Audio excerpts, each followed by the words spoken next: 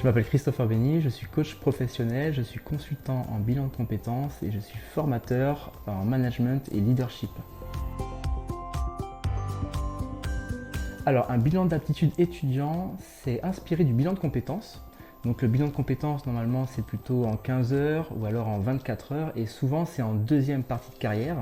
C'est le moment où on va accompagner une personne lorsqu'elle cherche finalement du sens à sa carrière.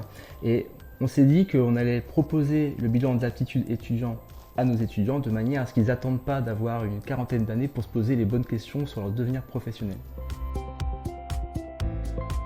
Alors l'objectif pour l'étudiant, ça va être tout simplement un petit peu comme le bilan de compétences. Forcément, c'est de faire un constat donc, des compétences acquises pendant leur formation et celles qui sont aussi d'ailleurs en train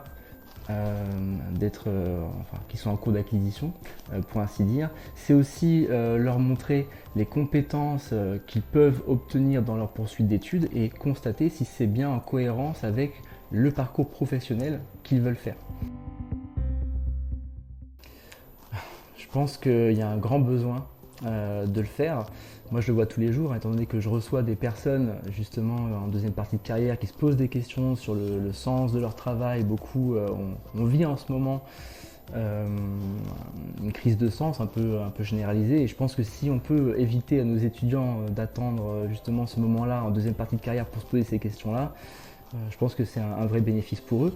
Et puis à côté de ça, ça leur fait vivre aussi un moment comme on pourrait dire, un moment où ils vont se poser des questions, comme le ferait un professionnel aguerri, finalement, autour des compétences.